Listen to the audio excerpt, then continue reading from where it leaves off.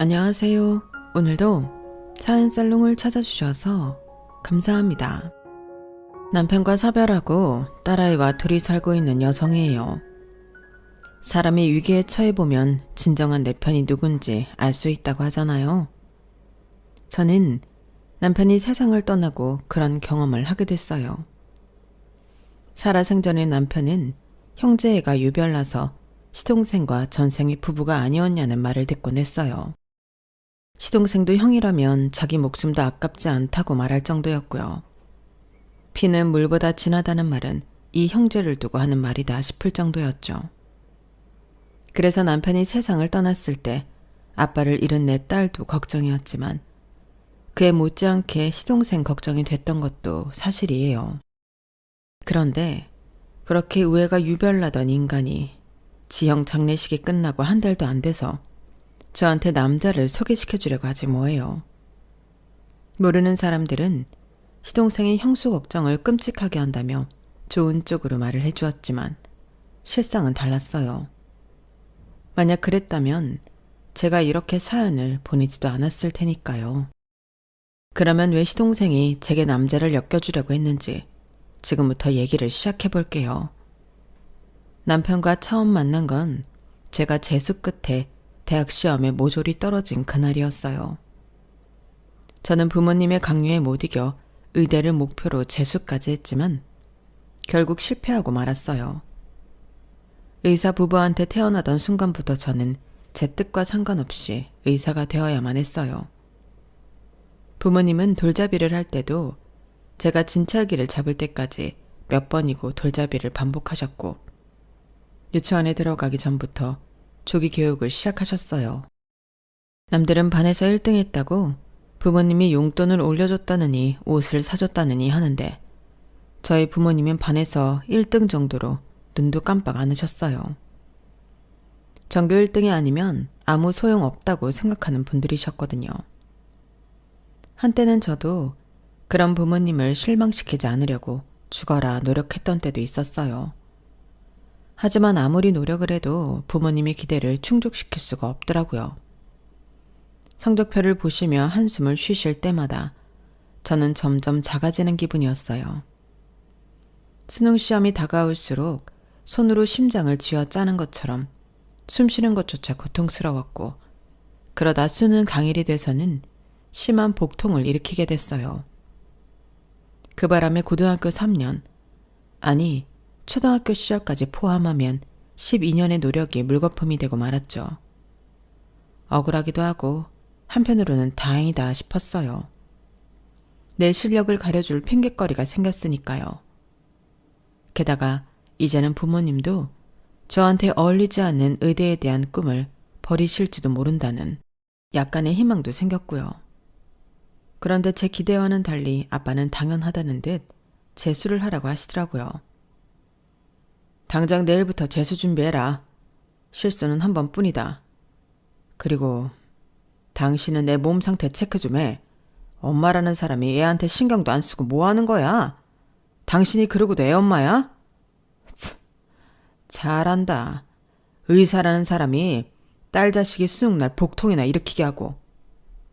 그러는 당신은 아빠 아니야? 당신은 의사 아니냐고. 수정이 수능 망친 게 왜 내 탓이야? 그리고 잊었나 본데 나 당신보다 공부 잘했어. 수정이 성적 저 모양인 거 탓하려거든. 나 말고 당신을 탓하라고. 자신들 기대에 못 미치는 딸 때문에 서로를 힐난하며 으르렁대는 부모님을 보니 꼭두각시 노름은 아직 끝나지 않았다는 걸 알 수 있었어요. 두 분이 원하는 결과가 나올 때까지 재수고 삼수고 제 목덜미를 붙들고 끌고 가실 거라는 걸 알 수 있었거든요. 절망스러웠어요.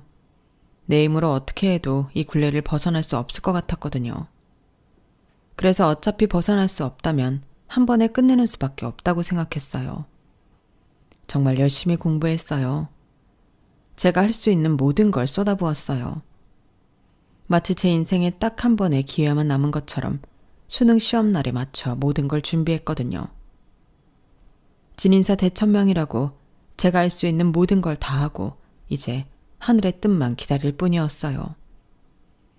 제 노력이 하늘에 닿았다면 부모님이 열망하시던 의대에 합격할 수 있을 테고, 노력이 부족했다면 3수, 4수, 5수, 부모님이 원하시는 때까지 수험 생활을 이어가게 되는 거였죠.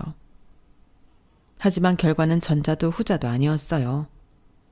제 성적으로 부모님 원하시는 의대에 합격은 불가능했지만 그렇다고 제가 삼수를 하진 않았으니까요.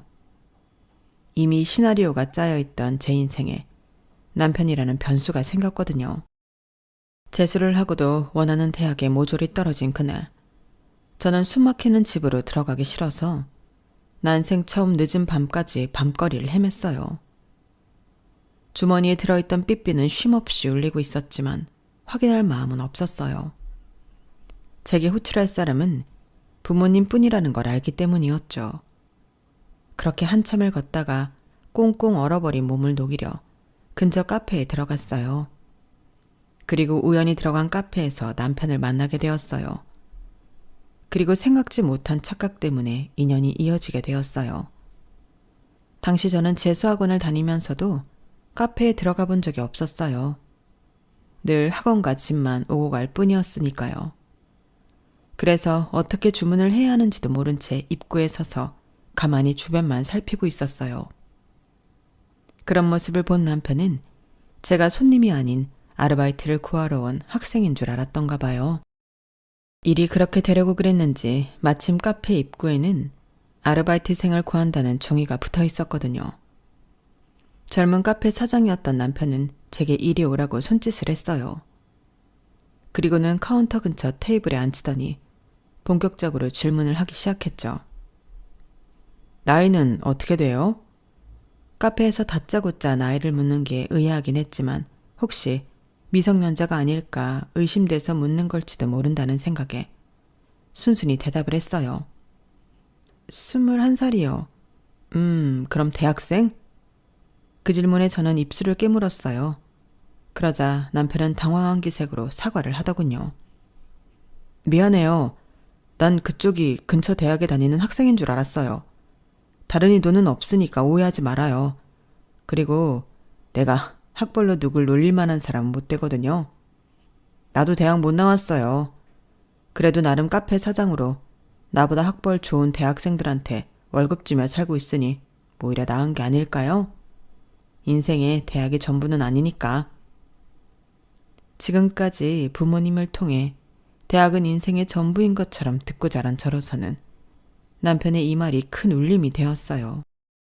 대학을 나오지 않아도 멀쩡히 살아갈 수 있다는 희망도 엿볼 수 있었고요.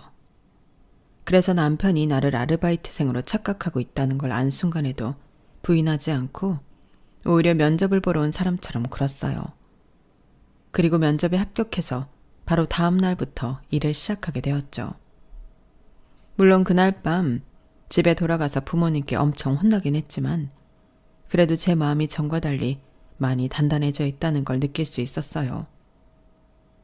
부모님은 삼수를 강요하며 학원에 등록해 주셨지만 저는 그 시간에 남편의 카페에서 아르바이트를 했어요. 더는 부모님이 강요하는 인생이 아니라 내가 주도하는 인생을 살겠다고 결심했거든요. 그러기 위해서는 독립할 수 있는 자금이 필요했고 그 자금을 모을 때까지는 부모님께 아르바이트를 하고 있다는 건 숨기기로 했어요. 적어도 원룸 보증금 정도는 마련할 때까지는 비밀로 하려고 했는데 생각보다 일찍 발각됐지 뭐예요. 엄마가 카페로 찾아왔더라고요. 네가 제정신이야? 재수도 아니고 삼수까지 하는 주제에 아르바이트? 누가 너 보고 돈 벌어오래? 왜 이렇게 엄마를 힘들게 해? 왜 이렇게 날 망신시키느냐고. 공부도 못하는 주제에 헛짓거리나 하고 다니고. 내가 너 때문에 속이 아주 썩어 문드러져. 외가친구 앞에서 삼수까지 하는 건 너 하나뿐이라는 거 알지? 창피한 줄 알면 제발 엄마 말 좀 들어. 당장 카페 그만두고 학원 수업에 집중해. 네 아빠가 알아봐. 가만히 있을 것 같아? 엄마는 아빠가 알기 전에 저를 데리고 가려고 했어요. 그 과정에서 제 팔을 끄드러 잡는 바람에 저는 바닥에 넘어지고 말았죠. 그러자 남편이 달려와 엄마와 제 사이를 막아섰어요. 아주머니, 말로 하세요. 추정이가 말귀를 못 알아듣는 짐승도 아닌데 왜 이렇게 강압적으로 그러세요? 딸이라면서요. 그럼 딸아이 말도 들어보셔야죠. 수정인 한두 살 먹은 애도 아니고 21살짜리 성인입니다. 대화로 푸시라고요. 갑작스런 남편의 등장에 엄마는 더 화를 냈어요. 남의 자식 일에 왜 끼어드냐고 호통을 치면서 말이죠. 이게 어디서 끼어들어 별것도 아닌 게. 되도 않는 게 꼴의 사장이라고 내 딸이 상대 좀 해주니까 뭐라도 된 줄 아는 모양인데 꼴값 떨지 마. 그래봤자 동네 커피집 사장일 뿐이야. 우리 수정이가 당신이랑 같은 줄 알아? 우리 애는 이런 데서 커피나 만들어 팔 만큼 한심한 애가 아니란 말이야. 그러니까 괜히 남의 일에 끼어들지 말고 저리 꺼져. 별 거지 같은 게 감히 남의 집 일에 이러쿵저러쿵이야. 건방지게 싫어. 엄마는 상대에 대한 배려라고는 눈꼽만큼도 없이 남편의 자존심을 밟는 말만 이어갔어요. 상스러운 욕까지 섞어가면서 말이죠. 의사 가운을 입고 사람들 앞에서 늘 고상한 척 연기를 하던 엄마와는 전혀 다른 모습이었어요. 사람을 급에 따라 나누고 자신보다 낮은 사람한테는 함부로 대하고 자신보다 높은 사람한테는 한없이 비굴하게 구는 것. 그게 저희 부모님이 사는 방법이었거든요. 지금까지 살면서 지겹도록 봐왔던 그 모습이 그날은 그렇게 창피했어요. 이제야 부모님 앞에 당당하게 맞설 자신이 생겨서 그런 건지 아니면 유일하게 나를 믿어주는 남편에 대한 고마움 때문인지 모르겠지만요. 결국 그날 저는 엄마를 따라 나서지 않았어요. 며칠 뒤 아빠한테까지 제가 학원 수업을 빠지고 카페에서 일을 한다는 사실이 밝혀진 후에도 저는 아르바이트를 그만두지 않았어요. 결국 자신의 바람과 달리 엇나가는 제게 화가 난 아빠는 손찌검을 하셨고 그 길로 저는 집을 나왔어요. 막상 집을 나와보니 딱히 갈 곳도 없고 도움을 청한 사람도 없더라고요. 생각나는 사람이라곤 카페 사장인 남편뿐이었죠. 그래서 밤늦게 남편한테 전화를 했고 그날부터 남편이 지내던 원룸에서 살게 되었어요. 동거를 한 건 아니었고 제가 남편 원룸에 사는 동안 남편은 카페 창고에 간이 침대를 놓고 지내게 된 거였죠. 얼마 뒤 제가 방을 구해 나가고 나서야 남편은 다시 자신의 원룸으로 들어올 수 있었어요. 그렇게 21살에 이룬 독립의 꿈은 몇 년 뒤 남편과의 결혼으로 이어졌어요. 당연히 저희 부모님은 반대를 하셨죠. 금전적인 지원을 끊으면 당장 집으로 들어올 줄 알았던 딸이 몇 년을 버티더니 급기야 결혼까지 하겠다는데 어떻게 용서가 되겠어요. 하지만 자식 이기는 부모 없다고 결국 결혼식에는 와주시더라고요. 두 분 모두 세상 다 잃은 표정으로 혼주석을 지키셨지만 말이에요. 저희 부부가 결혼하던 당시 시동생은 오산에서 아버님과 함께 살고 있었어요. 시동생은 인근에 있는 대학을 졸업하고 은행에 다니고 있었는데 남편도 그렇고 아버님도 그렇고 시동생을 무척이나 자랑스럽게 생각하더라고요. 내 동생이지만 정말 대단한 놈이야. 동생이 고등학교 2학년 때 엄마가 사고로 세상을 떠나셨거든. 그때 나는 군복무 중이라서 동생한테 신경을 써줄 수 없었는데 동생이 지가 알아서 도시락도 싸서 다니고 아빠 대신 집안 살림까지 하면서 지냈더라고. 장남으로서 동생한테 면목이 없을 정도였어. 그런 와중에 대학도 들어가고 지금은 이름 있는 은행에 취직까지 했으니 얼마나 대단한 놈이야. 동생이지만 참 존경스러울 정도야. 남편은 4살 아래 동생을 무척이나 아끼고 자랑스러워했어요. 시동생 역시 자기 형을 부모님보다 더 믿고 따랐고요. 그런데 얘기를 들어보니 남편과 시동생의 형제애가 남다른 데는 그럴 만한 사정이 있더라고요. 돌아가신 시어머니는 사실 남편과 시동생의 친모가 아니었어요. 시동생이 7살이 되던 무렵 아버님과 재혼을 하신 분이었거든요. 돌아가신 분께 이런 말을 하긴 좀 그렇지만 저희 시어머니는 그리 좋은 분은 아니었어요. 소위 말하는 못된 계모에 가까웠거든요. 두 아들한테 사랑을 주기는커녕 밥도 제대로 챙겨 먹이지 않았어요. 특히 미취학 아동이었던 시동생은 상대적으로 시어머니와 둘이 집에 있는 시간이 많았는데 그래서 시어머니한테 많이 맞고 자랐던 모양이에요. 그런 동생을 지켜줬던 건 아빠인 시아버지가 아니라 형인 제 남편이었어요. 시아버지는 자기 자식들이 계모한테 맞고 사는 걸 알면서도 눈을 감고 귀를 닫아버렸거든요. 시동생 말에 따르면 제 남편이 공부를 꽤 잘했다고 했어요. 그런데도 대학을 포기하고 공고에 들어가 기술을 배웠던 건 하루빨리 취직해 자기가 번 돈으로 동생을 제대로 먹여 키우고 싶었기 때문이라고 하더군요. 형이 고3 때 공장에 취직하고 난 뒤에야 새엄마 눈치 안 보고 용돈도 받고 살 수 있었어요. 난 솔직히 아빠 없인 살아도 형 없이는 못 살 것 같더라고요. 우리 형은 나한테 부모 그 이상의 존재예요. 전요, 형이 심장 이식을 받아야 살 수 있다고 한다면 제 심장까지 내어줄 자신이 있어요. 우리 형은 내 목숨보다 소중한 사람이니까요. 형수님, 우리 형이요. 못난 부모랑 저 때문에 정말 많은 걸 희생하고 살았어요. 이젠 내 걱정 그만하고 자기 행복을 누리고 살았으면 좋겠어요. 그러니까 형수님이 우리 형 많이 아껴주세요. 제가 바라는 건 그것뿐이에요. 자기보다 한참 어린 형수한테 몇 번이나 고개를 숙여가며 형을 부탁하는 시동생의 모습에 제가 더 뭉클할 정도였어요. 제가 시본 그해 겨울 아버님이 지병으로 세상을 떠나셨고 이듬해 시동생은 오래 사귀어온 여자랑 결혼을 했어요.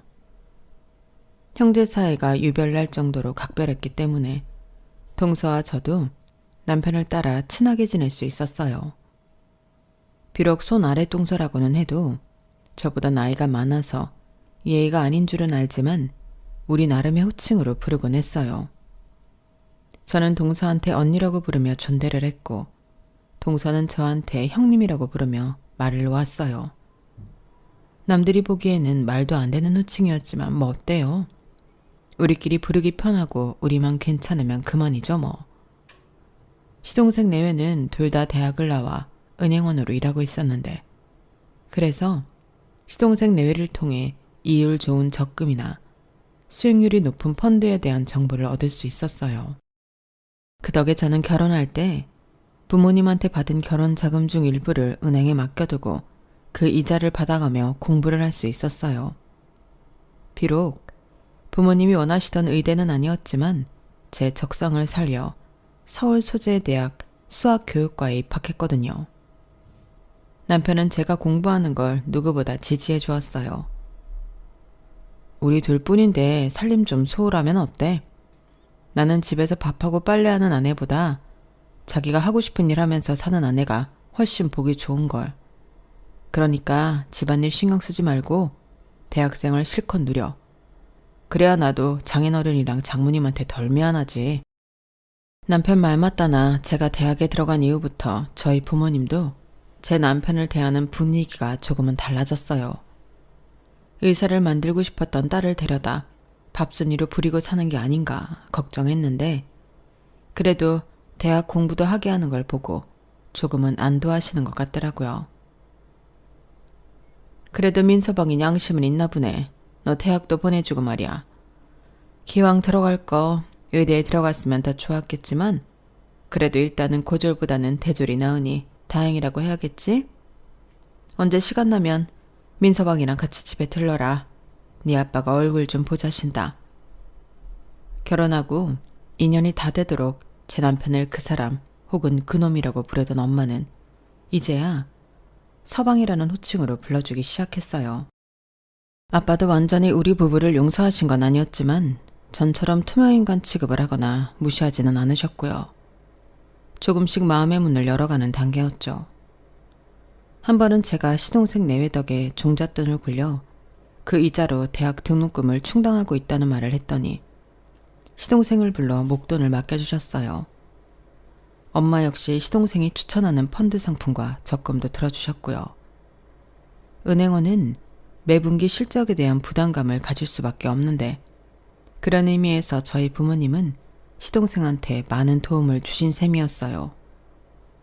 친정과도 엉켜있던 실타리를 조금씩 풀게 됐고 시동생 내외와는 원래부터 사이가 좋았기 때문에 제 결혼 생활은 순조롭게 흘러가고 있었어요. 그러던 어느 날 시동생이 그런 말을 하더라고요. 우리 공동주택 지어서 같이 살까? 당장은 아니어도 애 낳으면 애들도 공동육아할 수 있고 좋잖아. 그게 애들한테 정서적으로도 훨씬 안정되고 좋을 것 같은데. 형이랑 형수 생각은 어때? 같이 살면 좋지. 더 자주 볼 수 있고 가끔은 마당에서 다 같이 고기도 구워 먹을 수 있잖아. 생각만 해도 좋긴 하다. 근데 지금 재정 상태로는 힘들 것 같아. 두 집이 합해서 집을 산다고 해도 서울 시내 집값이 어지간해야지. 현재로선 카페 운영도 그렇고 앞으로 애 낳으면 애 앞으로 돈 들어갈 일 천지일 텐데 가능하겠어? 지금부터 조금씩 모은다 해도 20년은 걸릴 것 같은데 그렇게 되면 노후에나 같이 살 수 있겠다.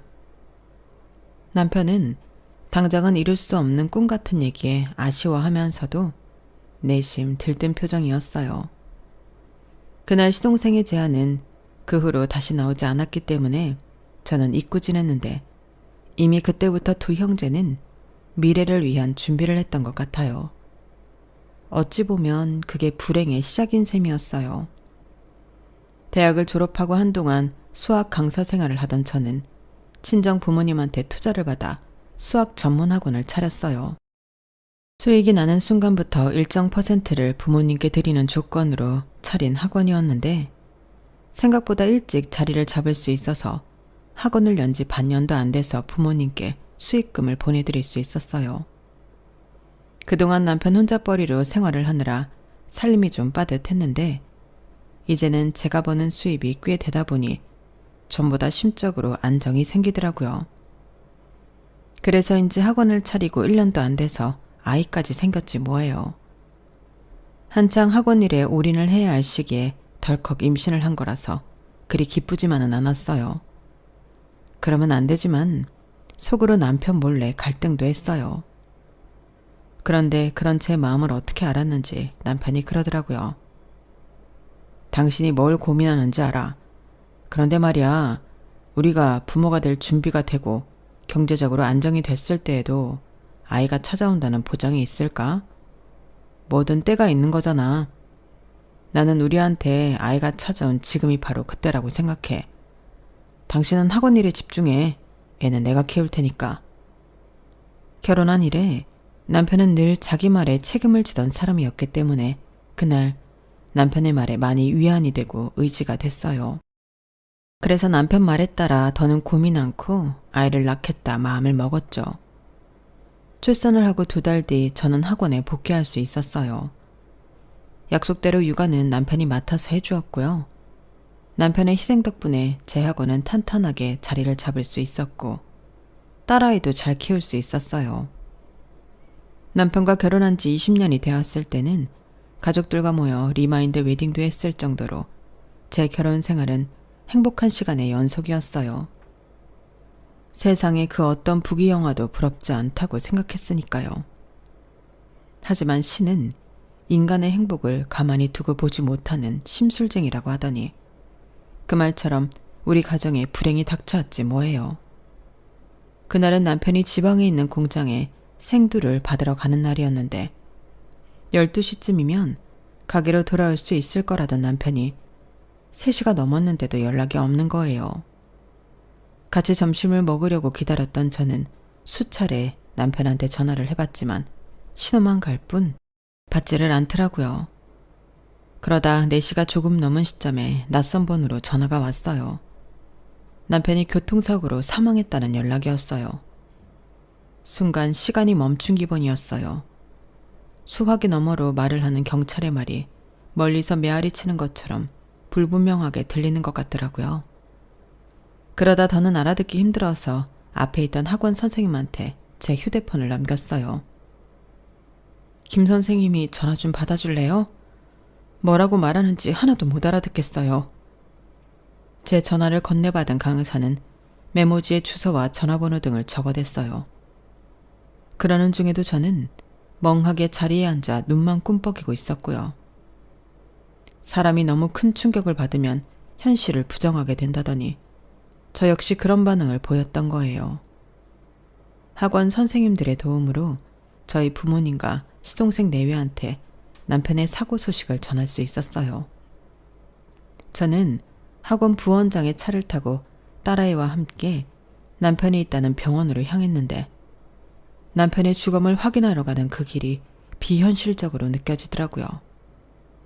옆에서 울고 있는 딸아이의 울음소리도 거리감을 느낄 수 없을 정도로 멀게만 느껴졌고 차 안 내비게이션의 안내음도 마치 물속에서 들리는 것처럼 웅얼거리는 것처럼 들렸어요.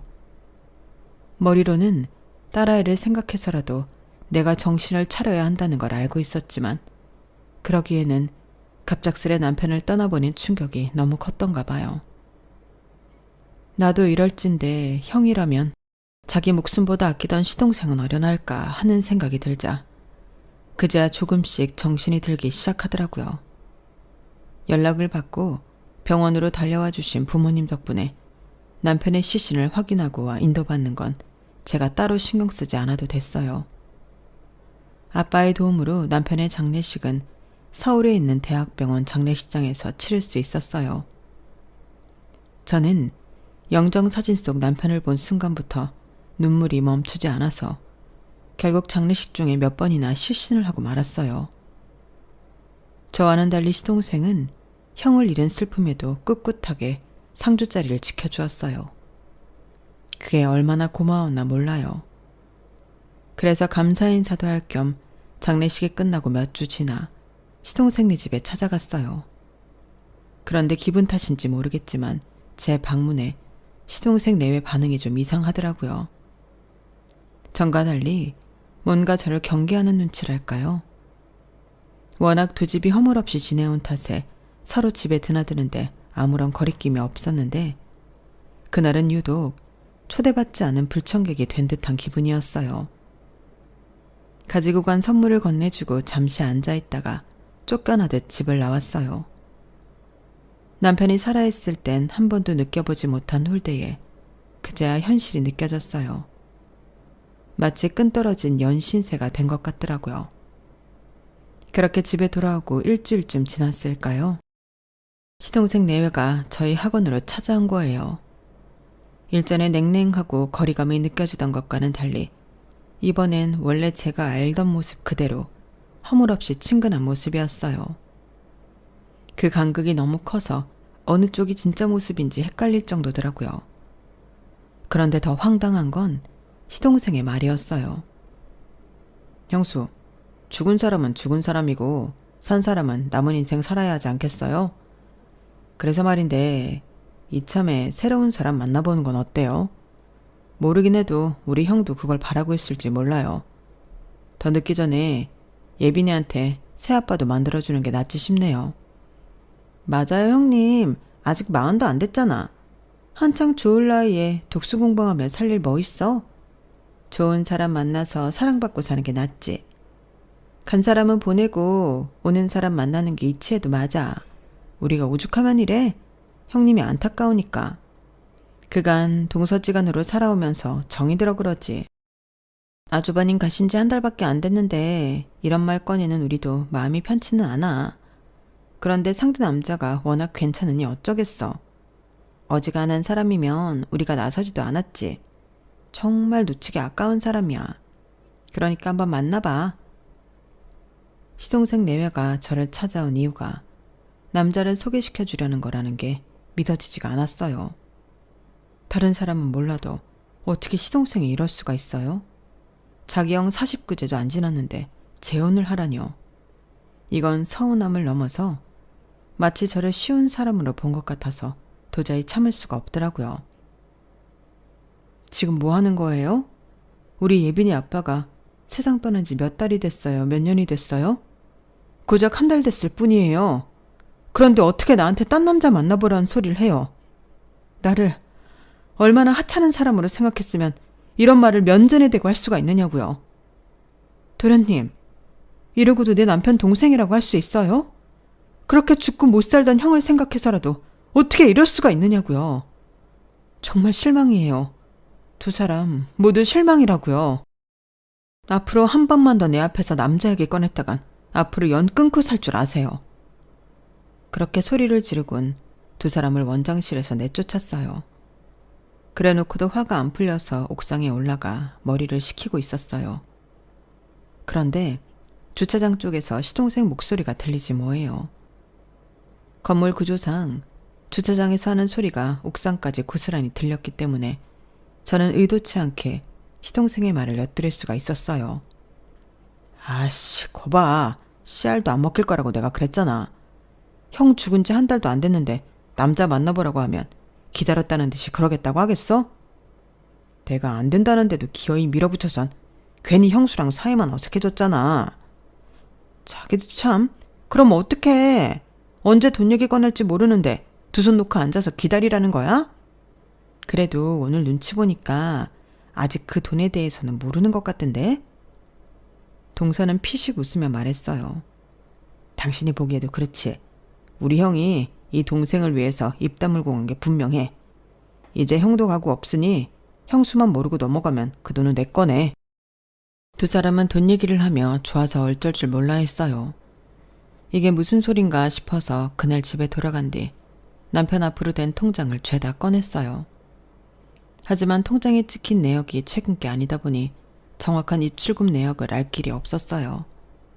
그래서 다음날 남편이 거래하던 주거래 은행에 찾아가 통장 정리며 예금액 확인을 했는데 세상에 지난 10년 넘게 매달 150만 원씩 공동명의 통장으로 돈을 보냈더라고요.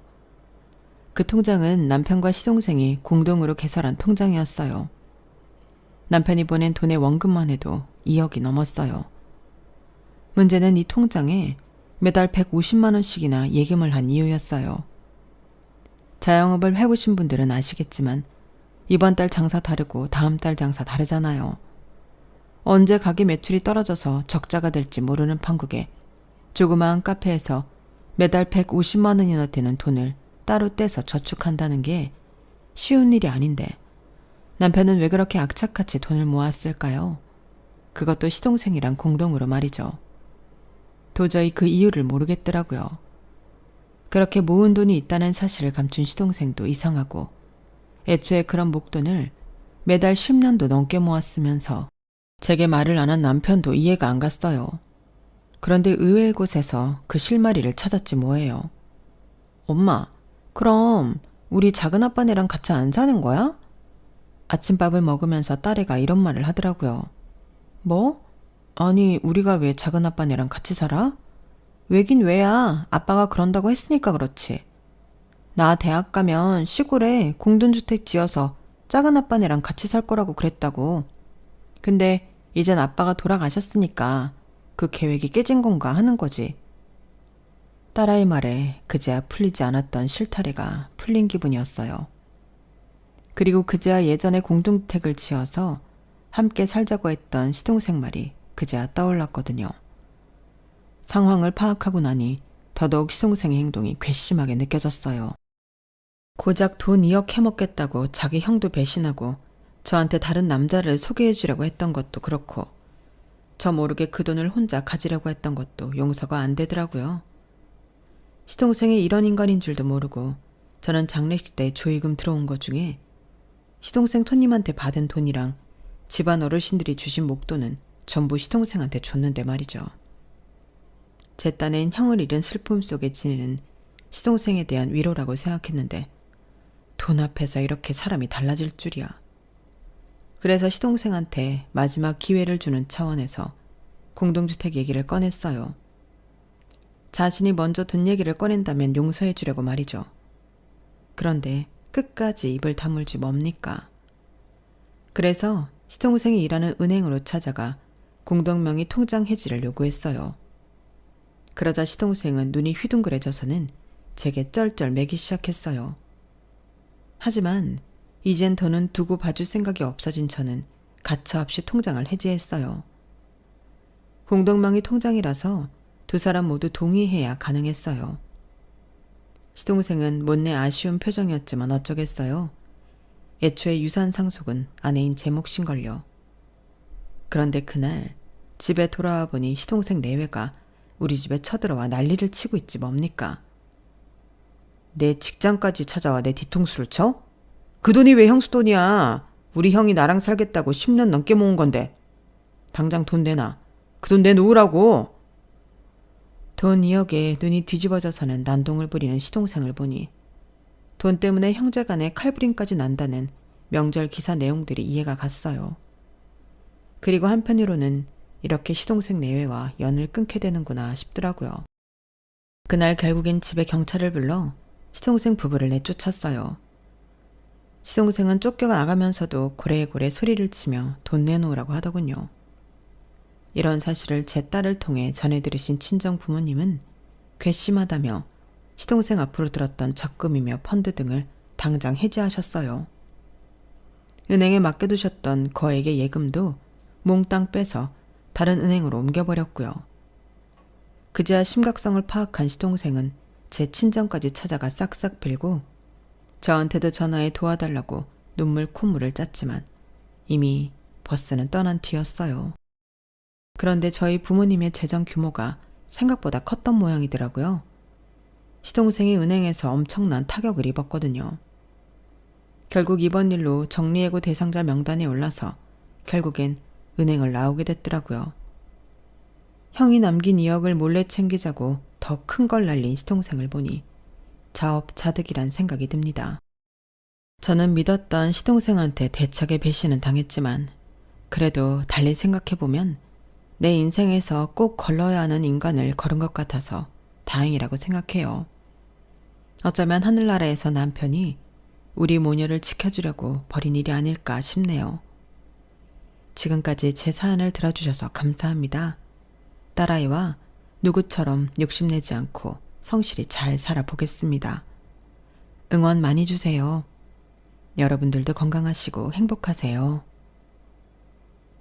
여러분, 사연 댓글에 응원과 현명한 조언 부탁드려요.